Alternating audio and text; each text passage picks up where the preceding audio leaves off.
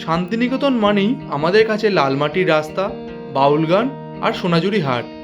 কিন্তু তপ্ত রোদে ঘোরার পর যদি এমন একটা সুইমিং পুলে শরীর জোড়ানো যায়, ভাবুন তো কেমন হবে।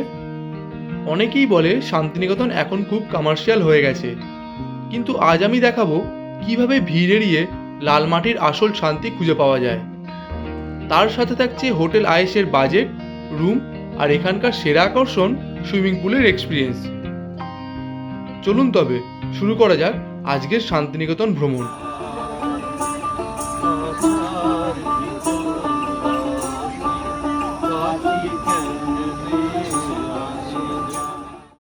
সকাল সকাল হাওড়া বা শিয়ালদা থেকে বোলপুর আসার অনেক ট্রেন আছে।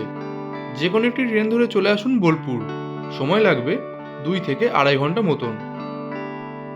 তাছাড়া আপনি যদি 4 চাকা বা বাইক নিয়ে আসেন, তাহলে NH-19 বা দিল্লি রোড হয়ে বর্ধমান পেরিয়ে চলে আসুন বোলপুর। আমি যেহেতু পুরো ট্রিপটা বাইক নিয়ে করেছিলাম, তাই আমি আপনাদের বলবো বাইক নিয়ে এই ট্রিপটা কিভাবে কমপ্লিট করবেন।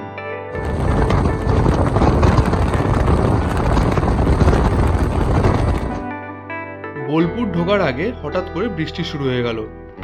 বৃষ্টি যেমন আমাদের পথ আটকে দিল, তেমন উপভোগ করিয়ে দিল একটি সুন্দর গ্রাম্য পরিবেশের বৃষ্টি।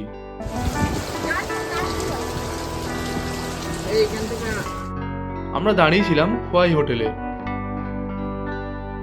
বৃষ্টির মাঝে 1 কাপ চা আর কিছুটা স্ন্যাক্স খেয়ে আবার আমরা বাইক নিয়ে বেরিয়ে পড়েছিলাম। অজয় পেরিয়ে চললাম শান্তিনিকেতনের দিকে।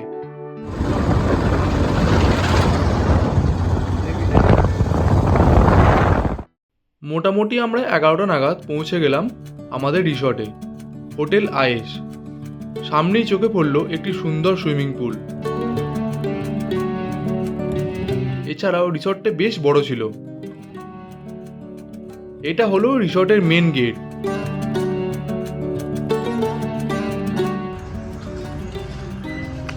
Hotel Aayesh and resort entry করছি। এই দিকটা পার্কিং আছে, বেশ বড় জায়গা, গাড়ি নিয়ে আসতে পারেন। আর এটা হলো বিল্ডিংটা, খুব সুন্দর সাজানো গোছানো। আর এর মূল আকর্ষণ যেটা আছে সেটা আমি আপনাদের দেখাবো এখানটায়। এটা হচ্ছে এন্ট্রিটা, ওদিকে খুব সুন্দর সুন্দর গাছ আছে, খুব সুন্দর।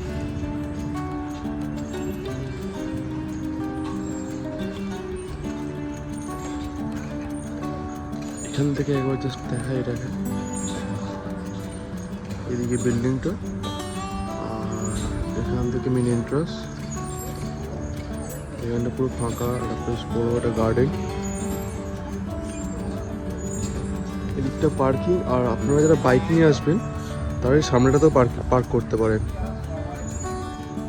এটা মেন এন্ট্রান্স। এখান থেকে এই ডান দিকটা হচ্ছে রেস্টুরেন্ট।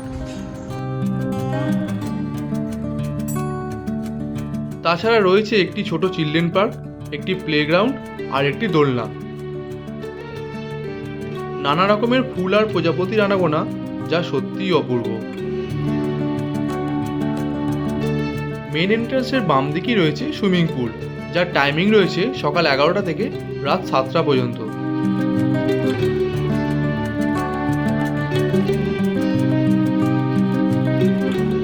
এই রিসোর্টের ভাড়া সহ সমস্ত তথ্য আমি ডেসক্রিপশন বক্সে দিয়ে দেবো।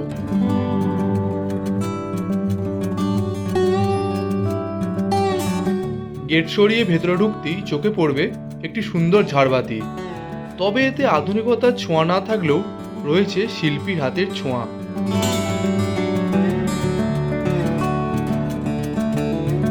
সিঁড়ি দিয়ে উঠে চললাম উপরের দিকে। সিঁড়ির ধারে ফ্রেম করা রয়েছে শান্তিনিকেতনের দর্শনীয় স্থানগুলির।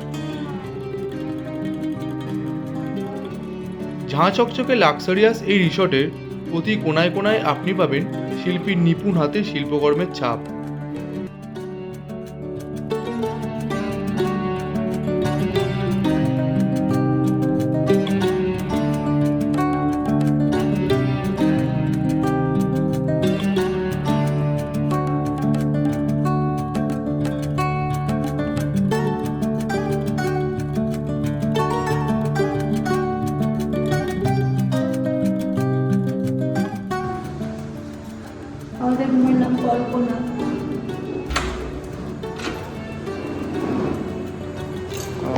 হলো আজকের রুম আমাদের, double bed with affordable price. প্রথমেই রুম টুরটা দিয়ে দিলাম, কারণ পরবর্তীকালে ঘরের অবস্থা একদমই ঠিক থাকবে না। একটা ছোটো সোফা টাইপের আছে, সুন্দর। এখানে একটা বেতের বসার জায়গা, একটা কিং সাইজ বেড আছে। আর এখানে দিয়েছে বাথরুম, বাথরুম কিটগুলো দিয়েছে, সোপ, শ্যাম্পু আর ব্রাশ। এখানে একটা জানালা আছে, জানালা দিয়ে এদিকটা হচ্ছে পাশে পিছনে একটা আর একটা রিসোর্ট আছে সেটা। এখানে একটা টিভি আছে যেটা আমাদের কোনো কাজেই লাগবে না। এখানে একটা মিরর, এখানে ড্রয়ার আছে, এখানে ব্যাগপত্র রাখার জন্য একটা ছোট কাভার, হোম সার্ভিস জন্য টেলিফোন, দুটো গ্লাস, চক, হ্যাঙ্গার, খুব সুন্দর সুন্দর ব্যবস্থাপনা। ফ্যান আছে, আর এখানে সুন্দর তিনটে কাজ করা ফ্রেম আছে, খুব সুন্দর দেখতে। এটাই হলো। আর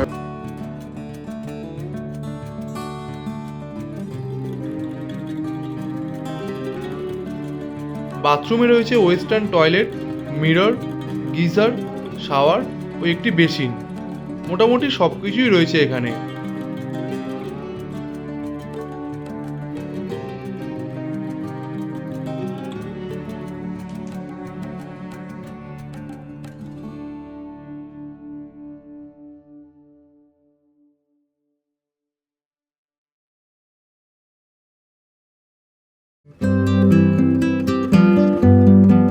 দুপুরে খাবার জন্য চলে গেছিলাম রামশ্যাম হোটেলে।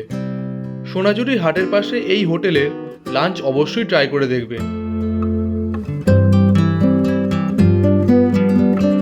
ভিতরে ব্যবস্থাপনা খুবই সুন্দর। আমরা অর্ডার করেছিলাম ভেজ থালি, যেটি ছিল সত্যিই অতুলনীয়। অনেকদিন পর যেন মনে হলো একটি সুন্দর প্রপার বাঙালি থালি খেলাম। শান্তিনিকেতনে এলাম আর সোনাঝুরি হাটে আসবো না, তা তো হয় না। একদিকে আদিবাসী নাচ আর অন্যদিকে বাউলের গান, এ যেন এক অপূর্ব মেলবন্ধন। এখানে কেনাকাটা করাটা বড় ব্যাপার না, বড় কথা হলো এখানকার পরিবেশটাকে উপভোগ করা।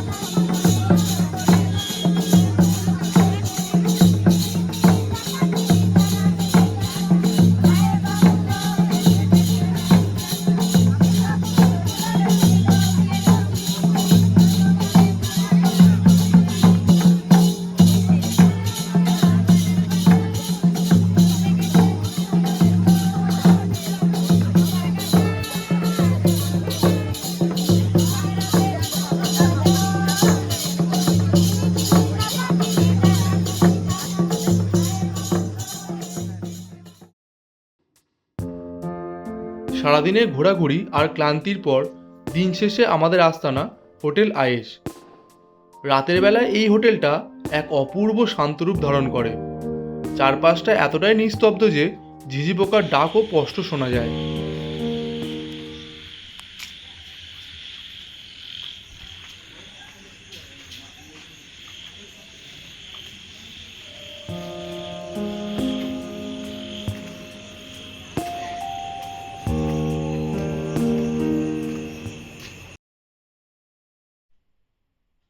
পরের দিন সকাল সকাল আমরা ব্রেকফাস্ট করে বেরিয়ে পড়েছিলাম কঙ্কালীতলা মন্দিরের উদ্দেশ্যে।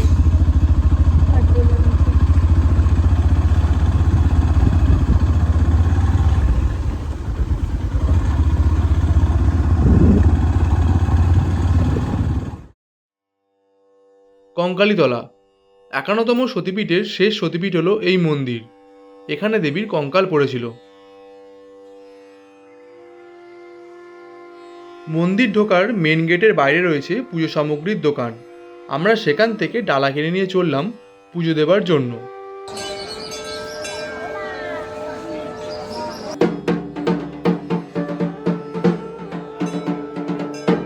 এখানে দেবী একটি ছবির মধ্যে পূজিত হন। এই জলাশয়টিতে দেবীর কঙ্কাল পড়েছিল। বছরে একবার এই স্থানে পুজো করা হয়।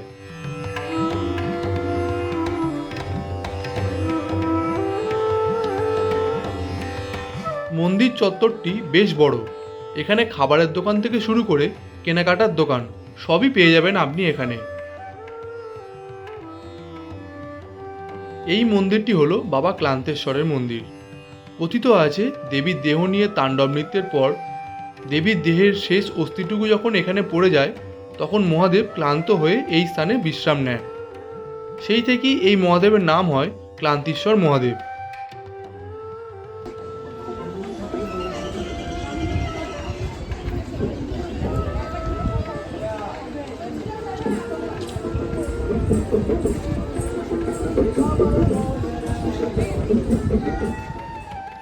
বেশ বড় মন্দির চত্বর।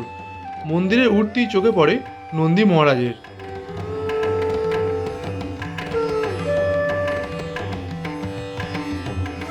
তারপর ভিতরে গিয়ে বাবা দর্শন করলাম।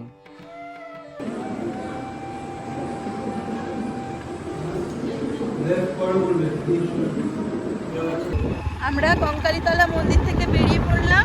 এরপর আমরা যাচ্ছি বিশ্বভারতী ক্যাম্পাসটা একটু ঘুরে দেখব।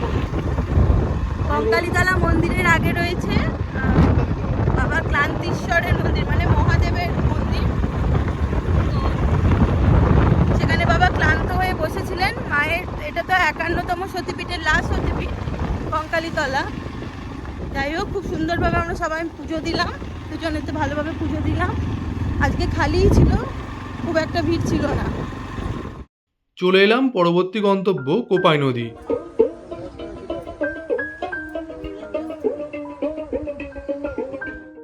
এটাই রবীন্দ্রনাথের লেখা আমাদের ছোট নদী চলে আঁকে বাঁকে, বৈশাখ মাসে তার হাঁটু জল থাকে। একটি সুন্দর নিরিবিলি স্থান, একটি ছোট হাটও বসেছে। তারপর গাড়ি নিয়ে সোনাঝুরির জঙ্গলের ভেতর দিয়ে রাঙামাটির পথ ধরে এগিয়ে চললাম আদিবাসী গ্রামের দিকে।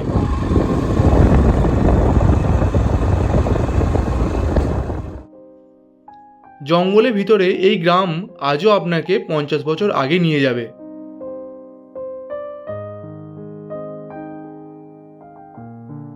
রাস্তার দুধারে মাটির বাড়ি, আর তার গায়ে শিল্পীর শিল্পকলা আজও অটুট। একটি জায়গায় দেখলাম তাতে কিছু শিল্পকর্ম বিক্রি হচ্ছে। নানা রকমের বীজ দিয়ে তৈরি ছোট ছোট সব পশু পাখি।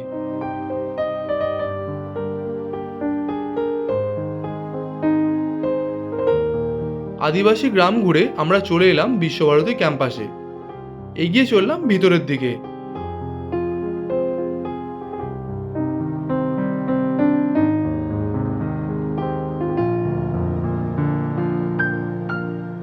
তবে এখানে বেশিরভাগ জায়গায় ট্যুরিস্ট অ্যালাউ না, তাই আমরা রাস্তার ওপর থেকে যেটুকুনি সম্ভব সেটুকুনি দেখে নিলাম।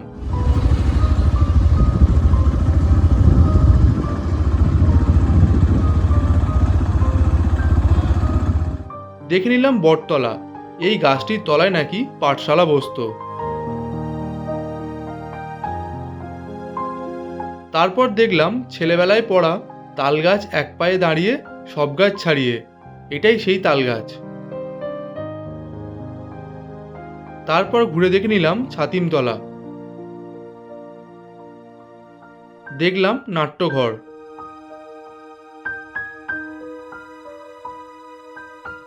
দেখে নিলাম মিউজিয়াম, যার টিকিট মূল্য ছিল 150 টাকা ও স্টুডেন্টদের জন্য 50 টাকা।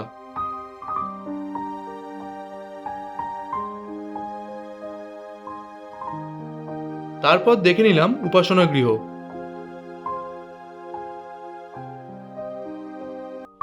রাঙামাটির দেশ থেকে 2 দিনের খুব সুন্দর একটা স্মৃতি নিয়ে ফিরে চললাম বাড়ির দিকে। সত্যি বলতে শান্তিনিকেতনের লাল মাটির ধুলো আর বাউল গানের সুর একবার কানে গেলে সেখান থেকে ফিরে আসতে কারোরই মন চায় না। আমাদের এই সফর তো শেষ হলো, কিন্তু আপনার যাত্রা কবে শুরু হচ্ছে? যদি শান্তিনিকেতন নিয়ে কোনো প্রশ্ন থেকে থাকে তবে ঝটপট তা কমেন্টে লিখে ফেলুন। আবার খুব জলদি দেখা হচ্ছে নতুন কোনো ভ্লগে। ততক্ষণ ভালো থাকবেন, সুস্থ থাকবেন।